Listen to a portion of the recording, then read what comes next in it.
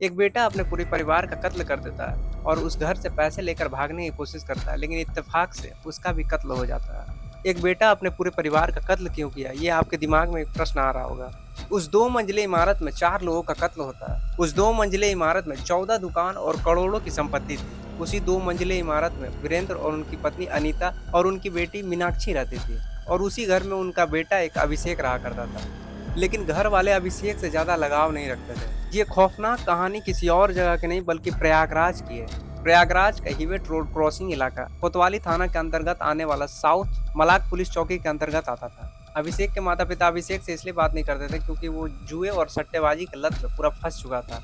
वो जल्द पैसे कमाने के लालच में शॉर्टकट रास्ता अपनाने लगा था और इसी जुए और सट्टेबाजी के लत में वो लाखों रुपए हार जाता है और इसी जुए के लत में कर्ज के दलदल में फंसता चला जाता है। अभिषेक उसी मकान में ग्राउंड फ्लोर पर अपना दुकान खोला था, लेकिन उसका ध्यान काम पर कम गलत रास्तों पर ज्यादा रहता था और जिससे जिसे वो कर्ज लिया था वो चुकता कर नहीं पा रहा था। इसके लिए उसको धमकी भी मिल रही थी। लेकिन अभिषेक की बहन को जब ये पता लगा तो पैसे के इंतजाम करके वो सारा पैसा कर्ज चुकता कर देती है। लेकिन जैसे ही अभिषेक के पिता को ये बात पता चली तो वो अब अभिषेक को पैसा देना बंद कर देते हैं और अपने संपत्ति से भी उसे बेदखल कर देते हैं। इसी बीच अभिषेक सोचता है हमको घर वाली संपत्ति से तो बेदखल कर ही दिए, क्यों ना अब अपने पूरे परिवार का कत्ल कर दिया जाए और सारा संपत्ति अपने नाम कर ले। क्योंकि मेरा भाई अश्विनी तो अभी जेल की सलाखों में है साइबर फ्रॉड के केस में, और जो भी अब ये पैसा होगा वो सारा मेरा हो जाएगा। इसी बात को लेकर अब ये क्राइम की कहानी को रचना शुरू कर देता है। इस खौफनाक कहानी की हम शुरुआत करें। नमस्कार, मेरा नाम है मोहित, आप देख रहे हैं एचडी क्राइम। आपसे गुजारिश है आप हमारा साथी बने ताकि हम आप तक ऐसी वीडियो लाते रहें। तो चलिए इस कहानी को शुरू करते हैं। अभिषेक का जहाँ दुकान था उसके ठीक नीचे में एक कचौड़ी और समोसे वाला का भी दुकान था। उसी दुकान में एक सनी नाम का एक लड़का रहता था। अभिषेक और सनी का दोस्ती काफी अच्छा था। अभिषेक अब सनी को अब सारा कहानी बताना अपना शुरू करता है कि मेरे से घर वाले मेरे से बात नहीं करते हैं और सारा संपत्ति से भी मुझे बेदखल कर दिए हैं। इसी बीच अभिषेक बोलता है मैं एक प्लान बना रहा हूँ, क्या तुम मेरा हेल्प करोगे? मैं सोच रहा हूँ अपने पूरे परिवार का कत्ल कर दूँ। तो सनी पूछता है इससे तुम्हारा क्या फायदा होगा? तो वो बताता है कि जितना जमीन जायदाद प्रॉपर्टी है सारा मेरा नाम हो जाएगा। तो सनी पूछता है इसमें मेरा क्या फायदा होगा, तुम्हारा तो सारा कुछ हो जाएगा।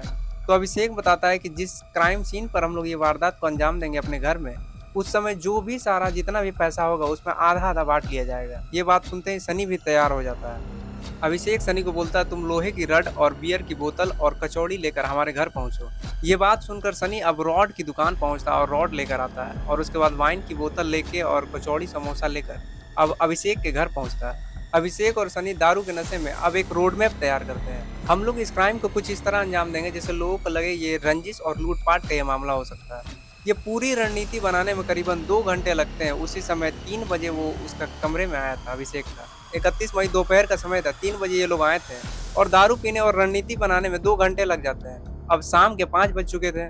अब उसी समय अभिषेक और अपना दोस्त को लिए अपना घर पहुंचता है। अभिषेक की बहन मीनाक्षी जब सीढ़ियों से उतर रही थी तो ये लोग हाथ में रॉड लिए हुए थे और अपना बहन का सिर पर मारना शुरू कर देते हैं।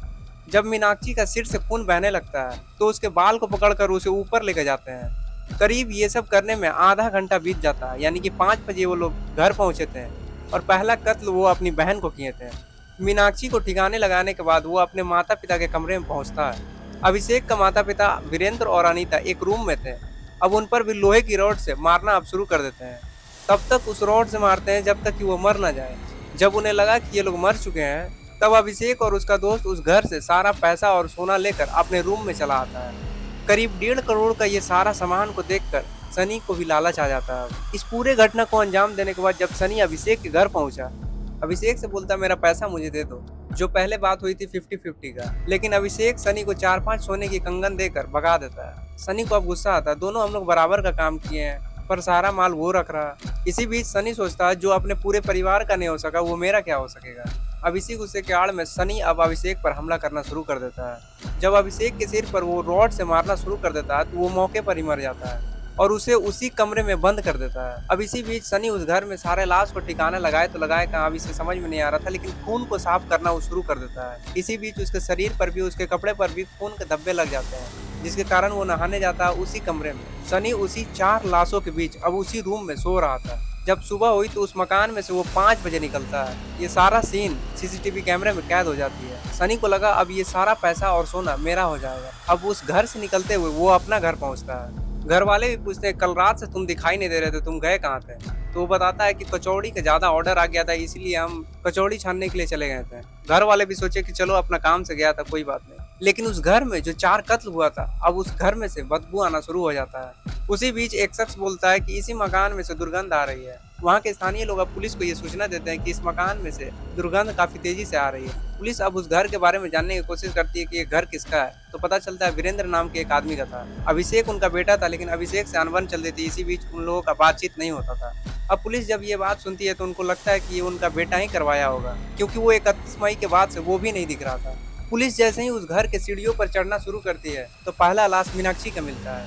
वहाँ के लोग बताते हैं ये मीनाक्षी है, इन्हीं की बेटी है। जैसे जैसे पुलिस आगे बढ़ती है, वीरेंद्र और अनीता का भी लाश दिख जाता है उसी मकान में, और उसके ठीक बगल में उनका बेटा का भी लाश मिल जाता है। अब पुलिस ये सोचती है कि अगर अभिषेक ही अपना पूरे परिवार को मारा था तो अभिषेक को किसने मारा। अब पुलिस को भी ये लगने लगा कि इसमें किसी और का हाथ है।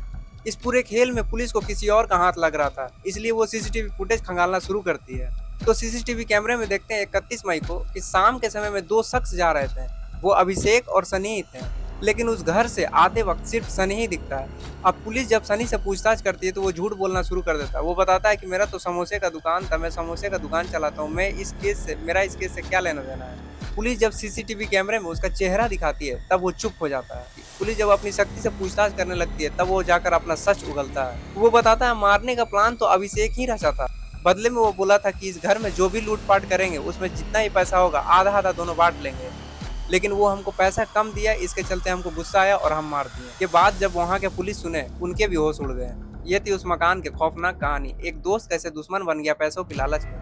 वैसे आपको इस पूरे केस में क्या कहना है, कमेंट सेक्शन में आप जरूर जवाब दीजिएगा। और अभी तक आप हमारे HD क्राइम चैनल को सब्सक्राइब नहीं किए तो प्लीज़ हमारे चैनल को भी सब्सक्राइब कीजिएगा। आपसे मिलते हैं कल।